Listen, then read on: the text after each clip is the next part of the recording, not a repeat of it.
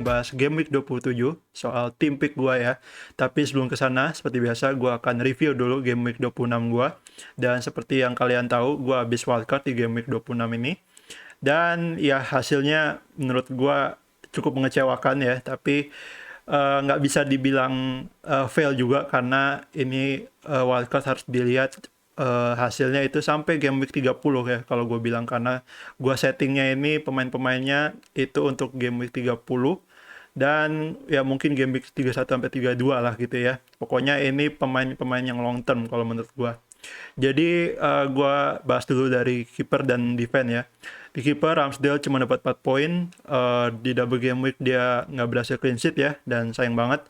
Dan ya Gabriel juga dari Arsenal, dia nggak clean sheet dan nggak jadi golin juga ya, nggak ngegolin. Dan padahal gue ngarep dia bisa golin lewat sundulan dari corner. Tapi yang ngegolin malah si Van Dijk ya, di Liverpool lawan Leeds kemarin yang kemarin menang 6-0. Si Van Dijk cetak gol terakhir ya, gol ke-6, dan alhasil dia dapat 14 poin. Dan Trent yang gue kira akan attacking return ternyata enggak, ternyata dia cuma clean sheet aja dan nggak dapat bonus poin juga.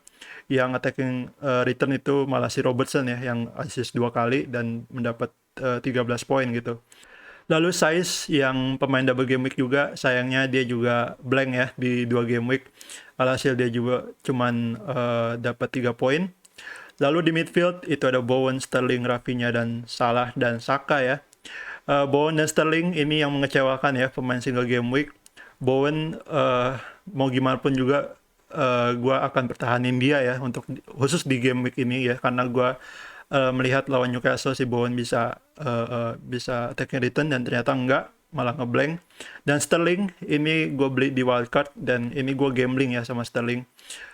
Ternyata si City kalah lawan Spurs dan Sterling nggak cetak gol, malah blank, malah diganti di menit 68 ya. Dan kemarin gue nonton juga Sterling mainnya agak jelek ya gitu, makanya diganti.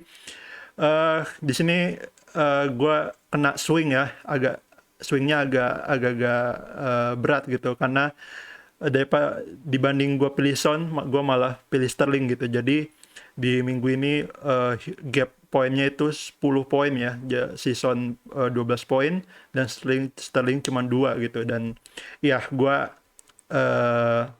ini bener-bener keputusan gue untuk beli Sterling dan ya gue terima akibatnya ya. Lalu Rafinha berhasil cetak gol lawan MU dan lawan Liverpool dia blank dan alhasil dia cuma dapat 7 poin. Dan Salah yang menggila di minggu ini karena gue kapten dia aja, kapten biasa, jadinya gue cuma dapat 58 poin.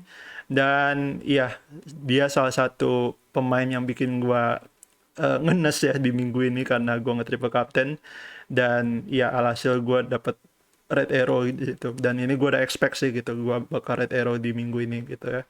Lalu Saka dia dapat 11 poin dan dia cetak gol di pertandingan pertama dan di lawan Wolves kemarin, sayangnya dia blank dan kartu kuning ya gitu. Lalu Jimenez juga kartu kuning ya, dan di pertandingan pertamanya lawan Leicester dia berhasil assist untungnya. Lalu di bench, untungnya ini nggak terlalu gede ya poinnya di bench, karena Dubravka 2 poin, Kilman yang double game week gua bench itu dapat 3 poin, Adams 5 poin hasil assist, dan Broja dapat 2 poin. Alhasil dari game week ini itu total poin gua 113 poin, dan ini berarti gua red arrow ya cukup besar gitu, karena safety poinnya itu sekitar 130 poin ya. Dan ya gue minus 17 di sini gitu dari safety point. Jadinya ranking gue yang tadinya 51.000 turun cukup banyak ke 74.000 ya. Jadi turun 44% dan sekitar 20 ribuan gitu ya. Dan total point gue itu sekarang 1689.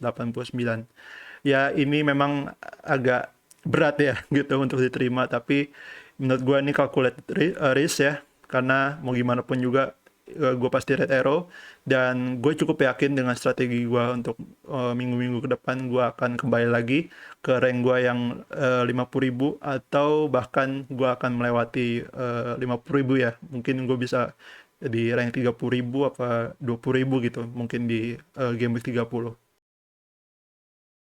Lalu lanjut ke jadwal pertandingan di Blank Game Week 27 ini. Jadi menurut gua ada beberapa pertandingan yang menurut gua layak untuk kita target ya. Yang pertama, gue mau bahas Southampton versus Norwich dulu.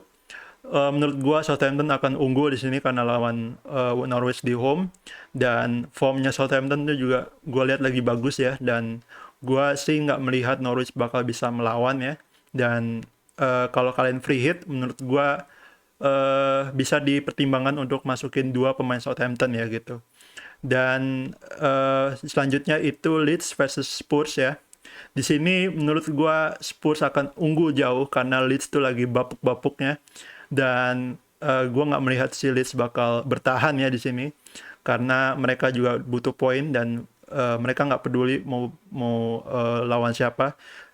Dia pasti akan dia pasti akan main terbuka, dan gua melihat hal yang sama ya di pertandingan besok Leeds versus Spurs, dan ini pastinya akan menjadi makanan banget buat Spurs ya, karena Spurs tuh main counter attack, dan di saat dimana ada space gitu, disitulah si Son dan Kane beraksi ya. Jadi menurut gua kalau kalian free hit, Son dan Kane itu wajib banget untuk dimiliki. Lalu yang ketiga ya, itu Burnley lawan Crystal Palace. Burnley di away. Karena Burnley double game week, menurut gua layak untuk ditarget ya, malah wajib ya harusnya. Karena Burnley akan lawan Crystal Palace dan Leicester ya. Crystal Palace di away dan Leicester itu di home. Menurut gua Burnley akan meneruskan tren positifnya ya, melawan dua tim ini, dan gua melihat sih akan ada gol-gol heading ya dari bola-bola atas, karena kedua tim ini Palace dan Leicester itu kelemahannya itu di bola-bola atas ya. Dan gue expect si Weghorst atau Ben Mee atau Tarkowski itu bisa cetak gol lewat heading gitu. Lalu satu lagi itu ada Everton versus City, dan gue melihat ini pertandingan yang sangat layak untuk ditarget ya, karena lawan Everton si City walaupun di away, gue nggak melihat si Everton akan melawan, dan pastinya menurut gue City akan unggul besar di sini ya. Dan gue sih melihat untuk di tim free hit, untuk masukin pemain City itu harusnya kita punya 3 ya gitu, karena mumpung lawan Everton, dan jarang-jarang juga kita bakal punya pemain City itu sampai 3 orang gitu. Tapi yang harus diingat di sini bahwa kabar terakhir itu si Gabriel Jesus dan Jack Grealish itu kabarnya udah latihan lagi, dan kemungkinan di tiga di depan itu akan ada rotasi, dan ya semoga si Pep nggak aneh-aneh ya gitu. Tapi kalau gua ya, menurut gua pribadi, yang akan diganti itu kemungkinan Foden ya, sama Foden akan diganti sama Jack Grealish gitu menurut gua gitu.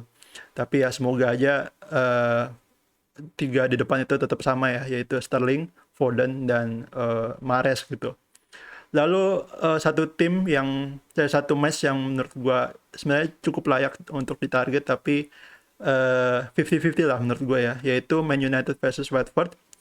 Kenapa gua di sini nggak masukin untuk list di target ya, karena menurut gua lawan Watford kemungkinan MU akan kesulitan, karena Watford sekarang mainnya bertahan dan pertahanannya itu rapet ya. Dan menurut gua MU kalau ketemu tim yang defensive line-nya itu cukup dalam, cukup deep, itu akan kesusahan untuk mencari peluang, dan ujung-ujungnya akan crossing aja gitu.